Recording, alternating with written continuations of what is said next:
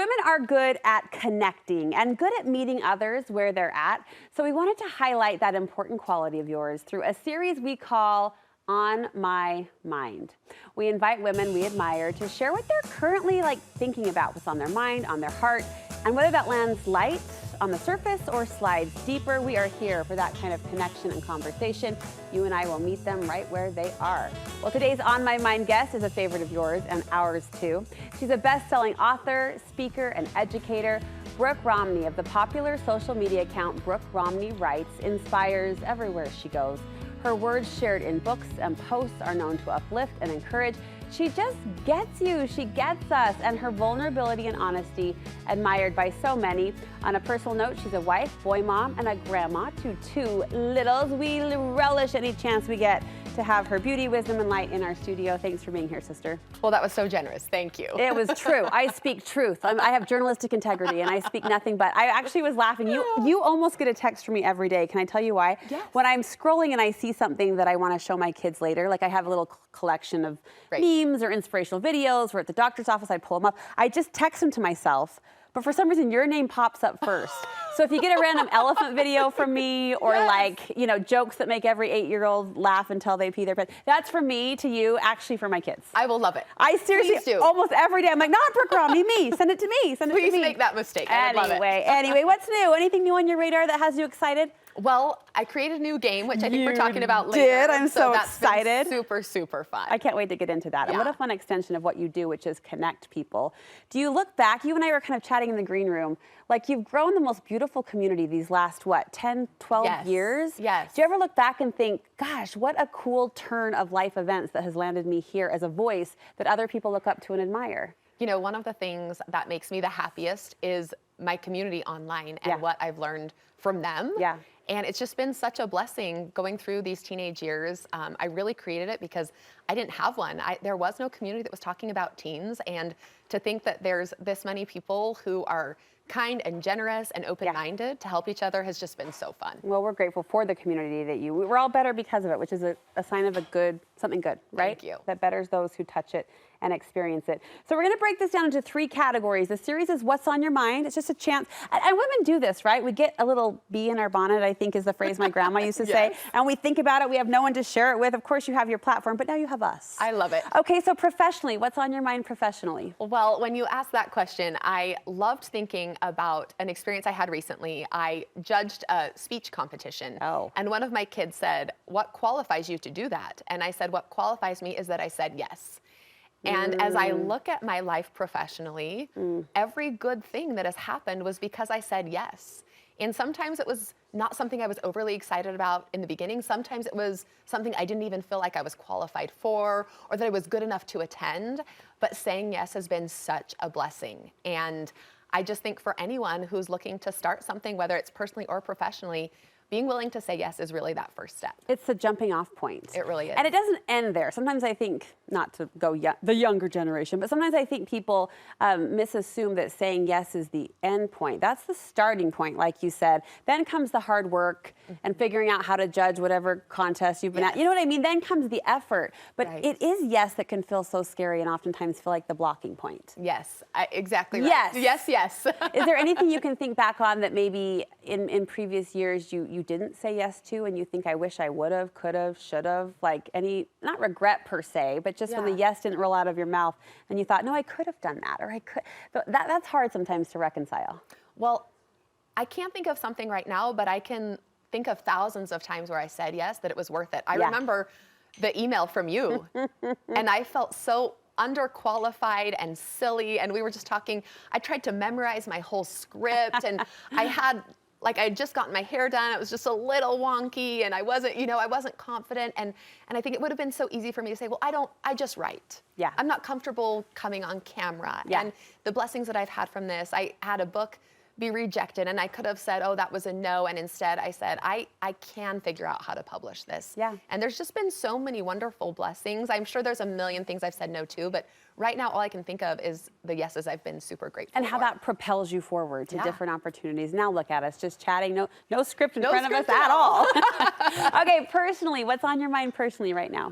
One of the things that I've been thinking a lot about is the idea that life sometimes doesn't look fair, and it's okay. And I want to just talk about it in the context of friendship. Okay. And one of the things that I remember quite a while ago, I was lamenting to a friend that didn't live near me that I had invited all these people to dinner and tried to get to know people and have these experiences, and I hadn't been invited back. And I was very frustrated, and I thought, they're not reciprocating the friendship, and I'm doing all these things, and you know how sometimes with a good girlfriend, you'll talk about the same thing 100 times. Oh yeah, you repeat yourself yes, over and you're just over. grateful that people will listen to you do They'll that. let you do it, yeah. And one day she just said to me, she said, Brooke, are you honestly inviting people to dinner on a Sunday so they'll invite you to dinner the next Sunday? Is that really why you're doing this? I was like, well, no, but like thinking about it, well, kinda. Yeah. Kinda.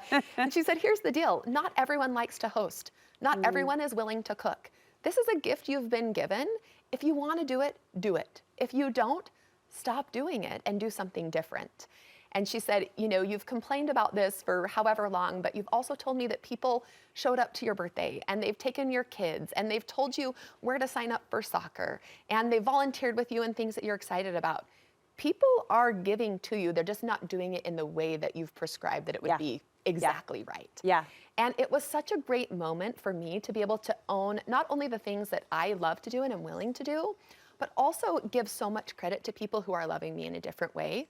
And then to really evaluate, okay, so if I'm not going to get invited back, how often do I want to have people for dinner? And do it because I love it and I'm enjoying it. I posted about this online, and one of the comments that I got, I really love, she said, those of us who aren't comfortable, we are so grateful for the people who are willing to open their hearts and their homes to us. I love that. Those of us who aren't comfortable are grateful. And I just thought, we don't all have those same gifts. Yeah. And then another thing she said was, I try to do what I can to let them know that I appreciate what they're doing. And I thought, even those small things, because I'm not always the inviter anymore, that's not always who I am, to make sure that, when somebody does invite me, to say, thank you so much. I'm so grateful I was invited. Yeah. Thank you for planning that. What can I bring? Can I stay to clean up? And that makes it so much easier for the person who's doing the inviting. Well, I think we were kind of tap dancing around this idea this summer when the New York Times article came out about kin keeping. Do you remember that? Oh. Kin keeping, a woman who kind of binds her family together through traditions and activities, and it kind of brought this like recognition and this title to the work women do so well every day, often unnoticed and unsung. And it kind of brings up this idea that you want to do it because you love it, like no strings attached, right? And we do go into so many efforts, and we go into even service with, I think, this expectation of what's going to come out the other side or on the other end. And you kind of just have to own your piece of it. Like if you want to host, you host, no strings attached, right? Yes. Or if you want to serve, you serve, no strings attached. Yes, and you can still have hope, and you can still have expectations. Sure. Right? You can still say, if I'm going to feed everyone every Sunday, I need people to bring food. That's great. Yeah. But doing it because you love it and not waiting for someone to do it in Amen. return. I love that. You're a passionate person. You pour yourself into what you do, and you believe in what you do. What's a personal growth point that you're thinking of right now, maybe on the horizon, or something you're dipping your toe in already? One of the things that I'm really working on is getting rid of that all or nothing mindset that can really be crippling when it comes to improvement. What's an example of that? So I am not the best eater. I don't always eat nutritious food, and but I would like to be. You said that in such a refined way. I don't always. I like Twinkies, is what you were meaning. Like I would eat gummy bears for every meal if I didn't need nutrients. Okay, yeah. So especially when I'm working and I don't have kids at home anymore, and so I'll just be grabbing things like a bag of chips and a handful of gummy bears and a handful of chocolate chips, and I don't love that about myself. And so I was on my way to the grocery store, and I was driving by a man who was eating an apple. And I just thought in my mind, like, I wish I was somebody who snacked on apples. I wish I was. And I went into the grocery store, and I'm going through the produce section, and I see the apples, and I walk by, and I thought, wait, I could snack on an apple. I am now a person, apples in cart. Yes, and so I put the apple in my cart and I ate it in my car. And one of the things that I realize is sometimes for me, I'm like waiting to be the person that snacks on apples until I'm also the person that drinks lemon water every morning and does yoga and signs up for a marathon. Like I think it's all together. What I've realized is those small things make a really big difference. So sometimes I think we stop ourselves from going and dropping off a birthday gift to someone, because I'm not really someone that remembers birthdays every year, or I didn't remember all 10 of the women in my neighborhood's birthdays, so I can't do the one. Or maybe it's not wrapped perfectly, or maybe, I mean, you Yes. could fill in the blank a number of different ways. Anything, or Yeah. you think like, well, if I do this, then do we have to be BFFs, or do I have to call her every day, you know? Yeah. And what I think is really helpful in my way of thinking is I can do the small good thing. Yeah. And I can do the small good thing tomorrow. Yes. And I don't have to become someone tomorrow, but eventually, you know, maybe I am the girl who snacks on apples on a regular basis. The small good thing. Yes. And you know what goes good with apples? Gummy worms. They really So it do. all works out. I love that. Or Nutella, or cookie butter, whatever. Do the small good thing. Fantastic. Thanks for sharing your heart with us, sister.